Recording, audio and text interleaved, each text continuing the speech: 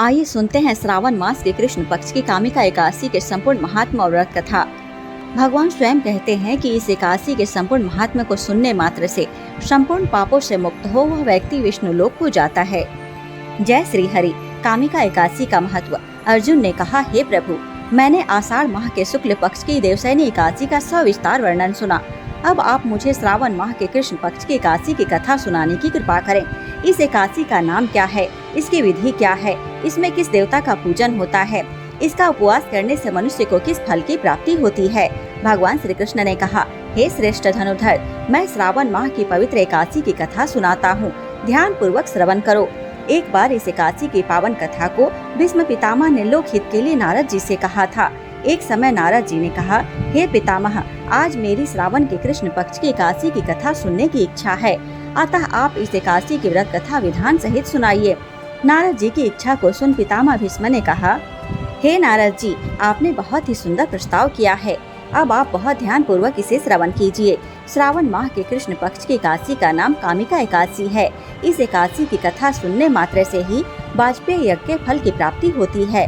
कामिका एकादशी को उपवास में शंख चक्र गदाधारी भगवान विष्णु जी का पूजन होता है। जो मनुष्य इस एकादशी को धूप दीप नैवेद्य आदि से भगवान विष्णु जी की पूजा करते हैं, उन्हें गंगा स्नान के फल से भी उत्तम फल की प्राप्ति होती है। सूर्य ग्रहण और चंद्र ग्रहण में केदार और कुरुक्षेत्र में स्नान करने से जिस पुण्य की प्राप्ति होती है, वह पुण्य कामिका एकादशी के दिन भगवान विष्णु जी की भक्ति पूर्वक पूजा करने से प्राप्त हो जाता है। भगवान विष्णु जी की श्रावण माह में भक्ति पूर्वक पूजा करने का फल समुद्र और वन सहित पृथ्वी दान करने के फल से भी ज्यादा होता है। व्यतिपात में गंडकी नदी में स्नान करने से जो फल प्राप्त होता है, वह फल भगवान की पूजा करने से मिल जाता है। संसार में भगवान की पूजा का फल सबसे ज्यादा है, अतः भक्ति पूर्वक भगवान की पूजा न बन सके तो श्रावण माह के कृष्ण पक्ष की कामिका एकादशी का उपवास करना चाहिए। आभूषणों से युक्त बछड़ा सहित गौदान करने से जो फल प्राप्त होता है, वह फल कामिका एकादशी के उपवास से मिल जाता है। जो उत्तम द्विज श्रावण माह के कृष्ण पक्ष की कामिका एकादशी का उपवास करते हैं तथा भगवान विष्णु जी का पूजन करते हैं, उनसे सभी देव नाग किन्नर पितृ आदि की पूजा हो जाती है। इसलिए पाप से डरने वाले व्यक्तियों को विधि विधान सहित इस उपवास को करना चाहिए। संसार सागर तथा पापों में फंसे हुए मनुष्यों को इनसे मुक्ति के लिए कामिका एकादशी का व्रत करना चाहिए।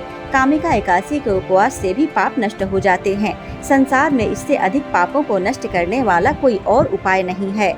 हे नारद जी, स्वयं भगवान ने अपने मुख से कहा है कि मनुष्यों को अध्यात्म विद्या से जो फल प्राप्त होता है, उससे अधिक फल कामिका एकादशी का व्रत करने से मिल जाता है।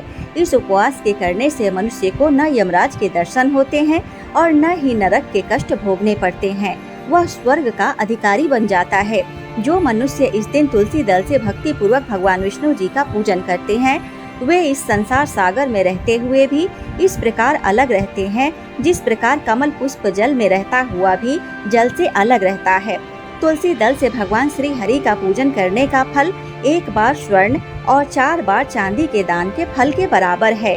भगवान विष्णु रत्न मोती मणि आदि आभूषणों की अपेक्षा तुलसी दल से अधिक प्रसन्न होते हैं। जो मनुष्य प्रभु का तुलसी दल से पूजन करते हैं, उनके सभी पाप नष्ट हो जाते हैं। हे नारद जी, मैं भगवान की अति प्रिय श्री तुलसी जी को प्रणाम करती हूँ। तुलसी जी के दर्शन मात्र से मनुष्य के सभी पाप नष्ट हो जाते हैं और शरीर के स्पर्श मात्र से मनुष्य पवित्र हो जाता है। तुलसी जी को जल से स्नान कराने से मनुष्य की सभी यम यातनाएं नष्ट हो जाती हैं।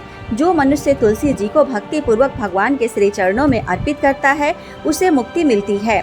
इस कामिका एकादशी की रात्रि को जो मनुष्य जागरण करते हैं और दीप दान करते हैं, उनके पुण्यों को लिखने में चित्रगुप्त भी असमर्थ हैं। एकादशी के दिन जो मनुष्य भगवान के सामने दीपक जलाते हैं, उनके पितर स्वर्ग लोक में अमृत का पान करते हैं।